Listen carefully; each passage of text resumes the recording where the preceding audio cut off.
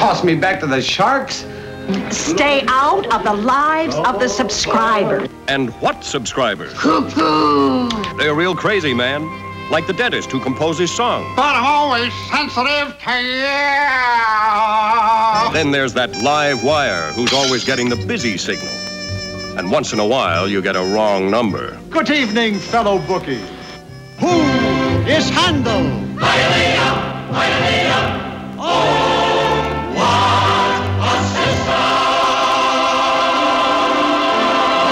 Don't ask who sent you. To be so near you is better than a dream.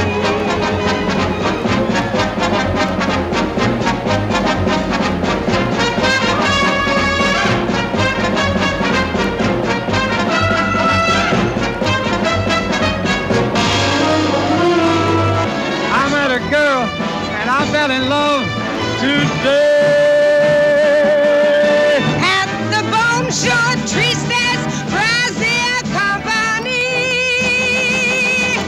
Send me my mail there. The bells keep ringing. Oh, why, can the rest of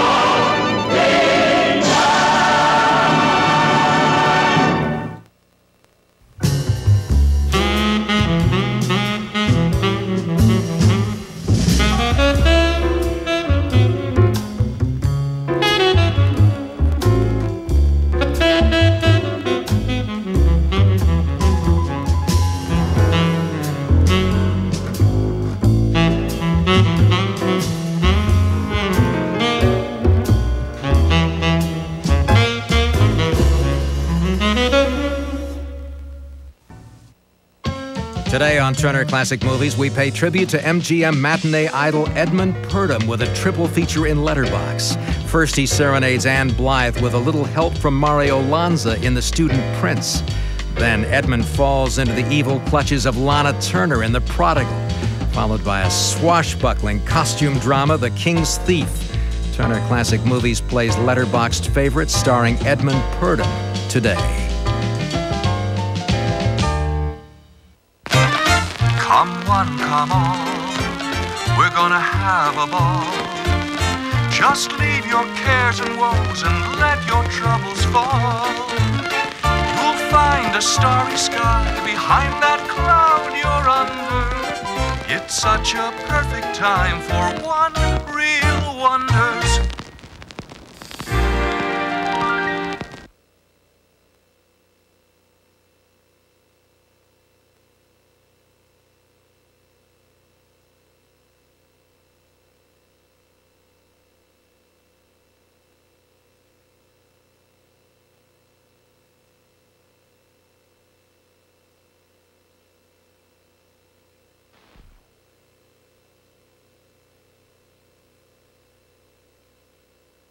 Do you want me to ask Jimmy up over the weekend? Why, Jimmy? I see him every day. Well, who then?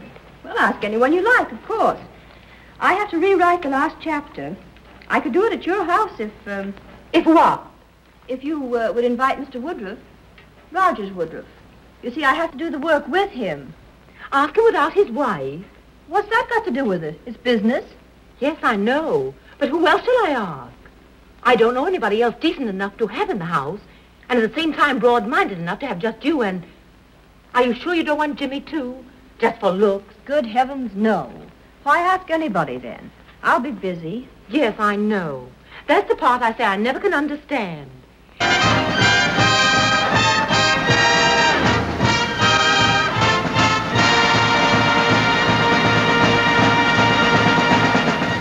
Motion pictures and music will continue to bring happiness to the free peoples of the world, as long as free men and women may lift their voices in song, or listen to glorious voices like that of this beautiful American girl, Risa Stevens.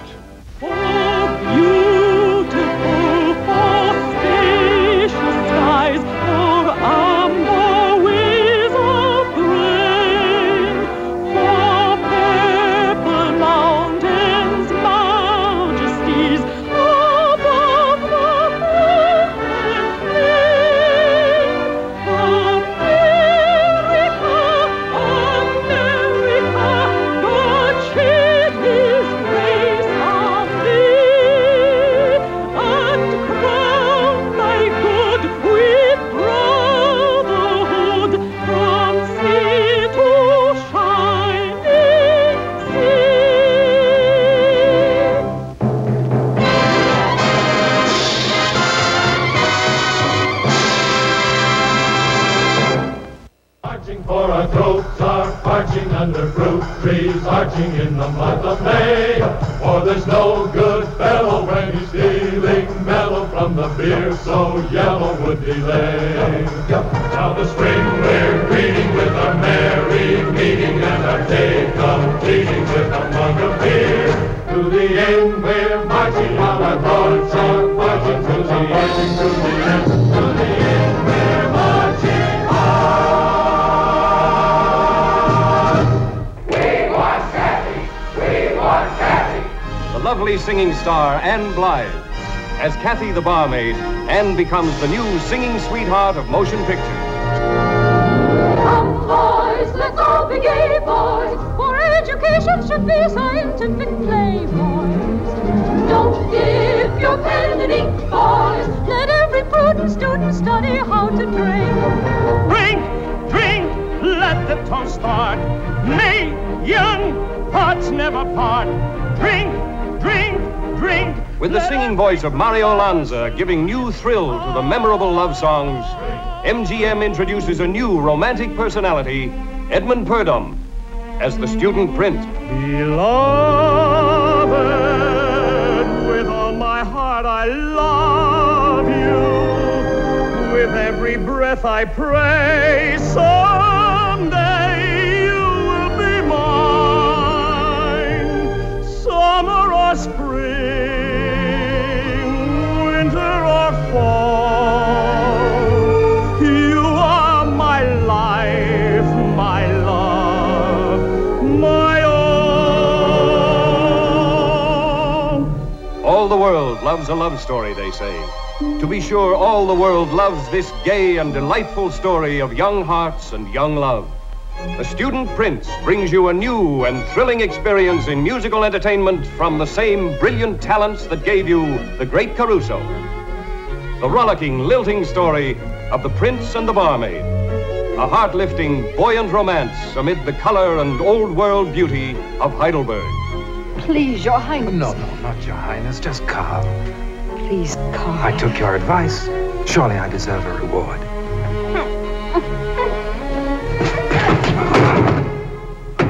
Are we alone?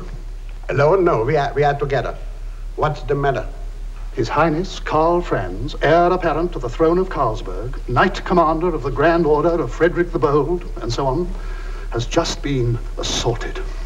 Where? On the premises. Your niece knocked him down. Maybe he got fresh. Princes do not get fresh. They occasionally make advances. You realize what will come of this, Ruler? He won't get fresh again.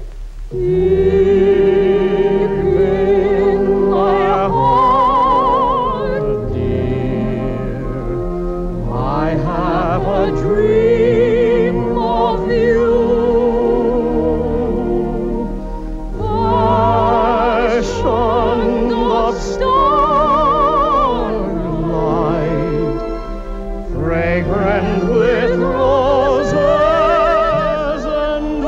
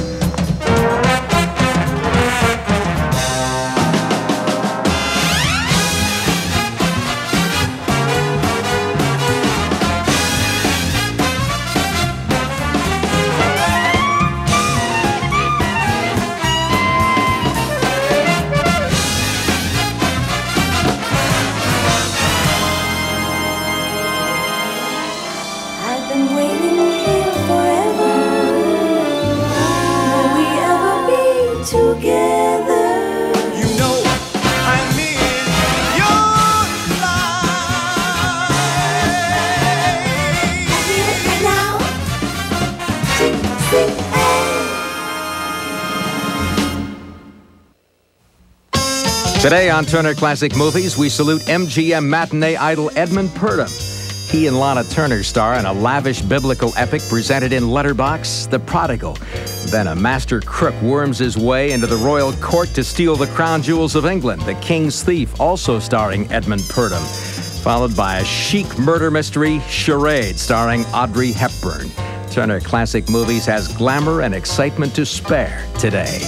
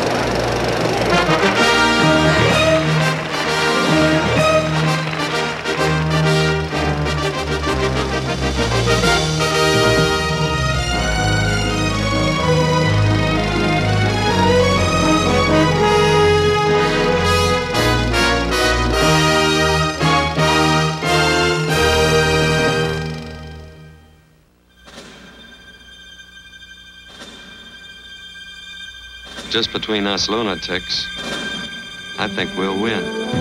World War II. America's troops marched off to war, and Hollywood was right alongside. Look, here they come. Here come our kids. Get those big balls. Boil them in oil. Tear them to pieces and fry them for breakfast. As a nation prepared to fight the good fight, the Hollywood movie-making machine began an unwavering campaign to help build American morale. Those kids signed up for this just like you and me. They'll get tired, sure. Things will get tough, sure. But I don't think they'll put their tails between their legs and run any more than you would. As a result, some of the greatest films ever made were produced using World War II as the backdrop. These films tap the complicated feelings of ordinary citizens who are grappling with the emotions brought on by war. The examination of life and death issues on the screen help people better understand their real-life war experiences. He was a religious kid. When anyone got hit, he used to say it was God's will. Some of the screen's biggest stars were part of Hollywood's depiction of war. Several, including Clark Gable and Jimmy Stewart, actually enlisted in the armed forces. Others, including Van Johnson, Humphrey Bogart, Robert Taylor, John Wayne, Errol Flynn, and Spencer Tracy did their service on screen. You men are here because you volunteered. You have been told it's a dangerous mission. I can't tell you any more than that now, but I want to emphasize the danger. The battlefields weren't the only settings used for films dealing with the Second World War. In fact, it seemed like every movie made during the period referred to the conflict. Even films geared toward children had Lassie struggling with the Nazis, and Bugs Bunny and Daffy dealing with fascism in their own humorous way. But most films focused on the ideals raised by war. They sought to answer difficult questions about the sanctity of life, the misery of death, and the emotions raised by each. This was done in cold blood by a people who claim to be civilized. Civilized, they're degenerate, moral idiots, stinking little savages. Wipe them out, I say. Wipe them out! Wipe them off the face of the earth! The movies became a reflection of the struggles people were encountering every day, including the despair and loneliness brought on by not knowing whether loved ones were living or dead. It's over, darling. It's all over. And we're together for always. Oh, Roy, you're alive. Yes, extravagantly. Scenes like these rang true because they contained real emotions. People had personal experiences with the feelings that were happening before their eyes. Powerful emotions of love and hate were movingly depicted in scenes that became film classics. Get away from that phone. I would advise you not to interfere. I was willing to shoot Captain Reno, and I'm willing to shoot you. Hello. Put that phone down. Get me the radio tower. Put it down. War revealed the best and worst that people had to offer, exposing the bare essence of human nature. These films have remained an important part of American culture because they examine the humanity of man. They also remind us that some ideals are worth fighting for. In honor of the men and women who served in World War II, Turner Classic Movies presents an evening of World War II films, Mondays all this month at 7 p.m. Eastern on Turner Classic Movies.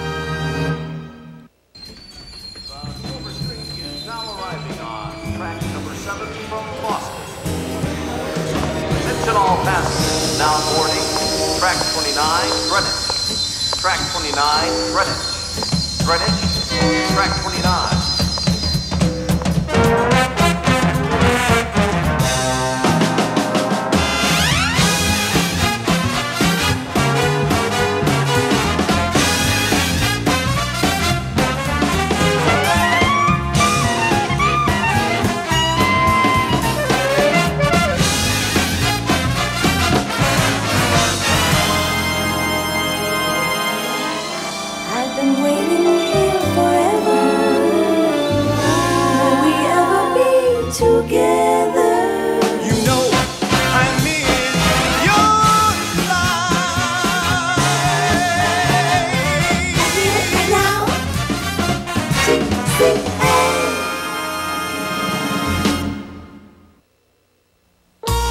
Today on Turner Classic Movies, there's malice in the palace when a dashing scoundrel tries to make off with the crown jewels.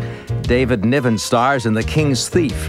Then our letterboxed film tribute to Audrey Hepburn begins with a spine-tingling suspense thriller, Charade, followed by an exotic tale of romance, Green Mansions, also starring Audrey Hepburn. Turner Classic Movies cherishes the memory of a beautiful and graceful star today.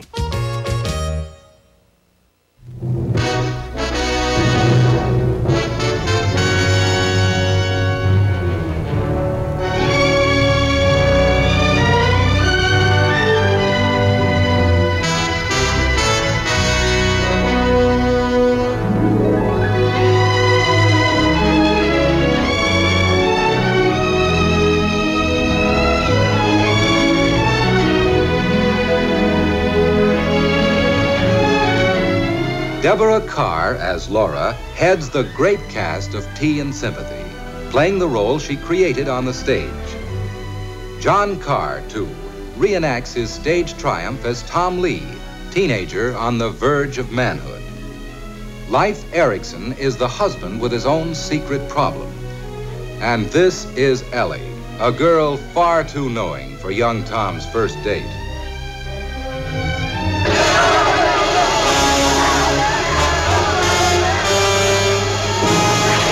Tea and Sympathy captures every stinging and dramatic moment of Robert Anderson's powerful play. It brings together the sensitive schoolboy and the housemaster's wife who knows he is more of a man than any of those who call him sister boy.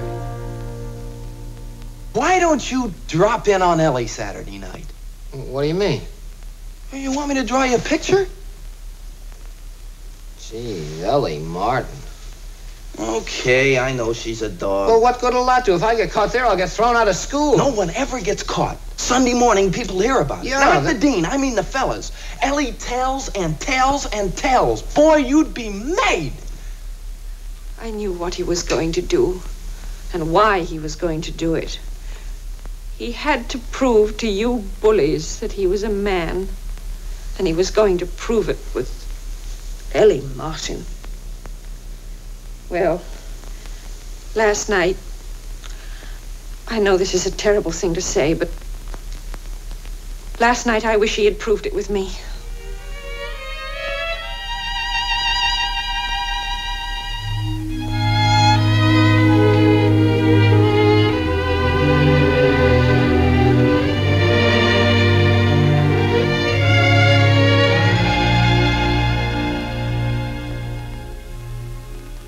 Years from now, when you talk about this, and you will, be kind